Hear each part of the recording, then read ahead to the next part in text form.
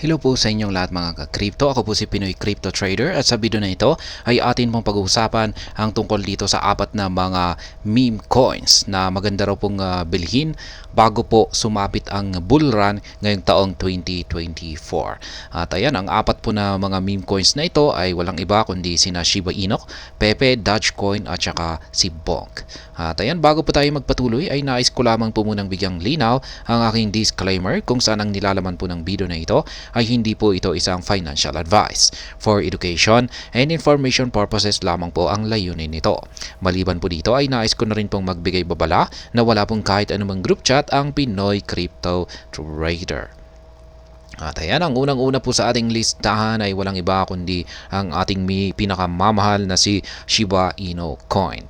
Ayan, Shiba Inu Coin emerges as a standout in the meme coin sector, captivating a global audience with its decentralized and community-driven approach. Kaya ayan, matindi po kasi ang community nitong si Shiba Inu at ito po ang talagang sa katunayan na ito po yung talagang kanyang pinaka-foundation at ito na rin po yung pinagmamalaki ng Shiba Inu.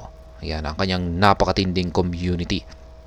At maliban po rito ay marami na pong development dito kay Shiba Inu. Kaya yan, hindi po natin maikakaila na siya po ang pinaka-the best na meme coin.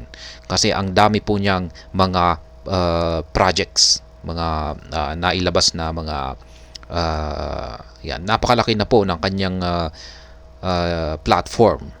Kaya yan, this digital currency celebrated for its dynamic community has witnessed a significant upward trend over the last month. With a remarkable 180% increase, SHIB is now highlighted as the top alternative cryptocurrency to invest in, anticipating the upcoming 2024 market surge. Kaya yan, ayon po rito kay Cryptopolitan, dahil sa mga bagay na ito ay isa pong top contender itong si Shiba Inu.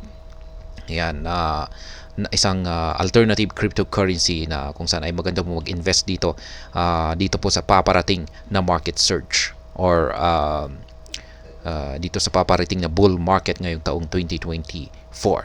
Kaya siya po ang number 1 sa listahan dito ni Cryptopolitan. Ayan. Dito naman po tayo sa pangalawa. Ayan, ay itong si Pepe Coin. Pepe, an Ethereum-based deflationary meme currency, is capturing the hearts of digital assets enthusiasts worldwide. The success of predecessors like Shiba Inu and Dogecoin inspired this venture. Pepe aims to secure a prominent position within the realm of meme-centric cryptocurrencies. Kaya ayan po si Pepe. Si Shiba Inu ay Ethereum-based na rin po siya. Kaya katulad din po ni Pepe, yan ay Ethereum na rin po siya. Gumagamit po siya ng Ethereum network. Kaya yan ang nangyari po kasi kay Pepe ay nagustuhan na rin po ito ng maraming mga tao or mga enthusiast, crypto enthusiast. Kaya yan na rin po ang nagdulot dito kay Pepe kung bakit po siya ay lumago. Yan, meron po siyang matinding community. Kaya ayan, mukhang itong si Pepe ay sinusundan po niya yung naging success or tagumpay kung paano po nagtagumpay itong si Shiba Inu at saka si Dogecoin. Kaya yan, kung yan po ang mangyayari ay unti-unti na rin pong magkakaroon ng solid na foundation itong si Pepe at sa tingin ko ay magkakaroon na rin po siya ng mga developments, mga projects sa hinaharap. Kaya ayan po si Pepe. At ang pangatlo naman ay walang iba kundi si Dogecoin. Yan, Dogecoin, the cryptocurrency that draws inspiration from the widely recognized Doge meme featuring Shiba Inu, has witnessed a remarkable uptrend in recent months. Kaya yan, mas nauna po itong si Dogecoin. Siya po ang original na meme coin. Siya ang kauna-unahan na meme coin at pumapangalawa lamang po itong si Shiba Inu. Kaya tulad po ni Shiba Inu ay nagpakita na rin po ng magandang performance itong si Dogecoin. This digital currency, which emphasizes peer-to-peer transaction and is built to an open source platform, has seen its value more than double, securing its position as a leading meme coin for potential investors eyeing the next bullish market wave. Kaya yan, isa po siyang tinatawag na peer-to-peer transactions at open source po siya. At maliban po rito ay itong si Dogecoin ay patuloy pa rin pong hinahype ito ni Ginoong Elon Musk, ang taong pinakamayaman sa buong mundo. Kaya kung matutuloy po yung kanyang space mission dito na yan, yung una po kasi ay pumalpak yung space mission na talagang dadalhin daw si Dogecoin sa buwan. Yan, yung totoong buwan po yan. Yan, hindi po yung kasabihan na to the moon. Yan, totoong dadalhin po ni Ginoong isisend po talaga ni Ginoong Elon Musk itong si Dogecoin sa buwan. At yung unang mission ay pumalpak po. Kasi nagkaroon po ng error yung spaceship ni Dogecoin.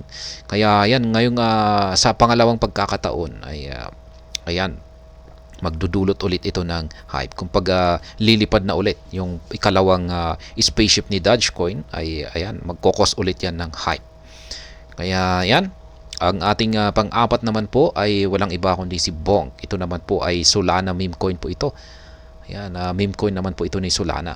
Bonk, a new dog-themed digital currency on the Solana blockchain, has captivated the crypto world. Its creators distributed half of the total tokens directly to the Solana community. This generous airdrop was part of a plan to boost trading on Solana's decentralized exchanges. Thanks to these efforts, Bonk's value soared, reaching a staggering market cap of about $2.17 billion. This success reflects the digital assets appeal, particularly its eco-conscious and efficient nature. Ayan, itong si Bonk ay natutukan po natin ito. Ayan, kung paano po siya sumabog at marami pong kumita rito kay Bonk. Ayan, yung mga lalong-lalo na yung mga nabigyan ng airdrop nito. Yung mga nakakuha ng airdrop nito ay dyan po talaga nag-umpisa na sumabog itong si Bonk. Marami pong kumita rito. Kaya ngayon ay yan, gaya ng sinabi ko kanina, isa po siyang meme coin ni Solana. Kaya yan, meron po siyang pagdating pa lamang rito ay meron na siyang solid na foundation dito. At marami na rin pong mga enthusiast, ayan, mga meme coin enthusiast ang nagustuhan itong si Bonk. Kaya ayan, siya po ang pang-apat na may potensyal na makaranas ng magandang performance ngayong papalapit na bull market. Ayan, bull market season. Kaya siya po ang pang-apat dito sa listahan ni Cryptopolitan. Yan po ulit, si Bonk ang pang-apat. Pangatlo ay si Dogecoin. At ang pangalawa ay si Pepecoin. At syempre, ang una sa listahan ay walang iba kundi si Shiba Inu. At ayan po, hanggang dito na lamang po tayo sa video na ito. Sana po ay inyong nagustuhan ang aking paliwanag dito. Kung inyo po itong nagustuhan, pakiclick lamang po ang like button nito. Para naman po sa mga bago lamang dito, kayo po ay aking inaanyayahan para mag-subscribe. Pakiclick na rin po ang bell icon nito dahil ito po ang siya magsisilbing notification nito sa mga bago kong videos na aking pong ina-upload sa aking YouTube channel na ito. Marami pong salamat sa panunood, ingat po tayo lagi at God bless po sa ating lahat.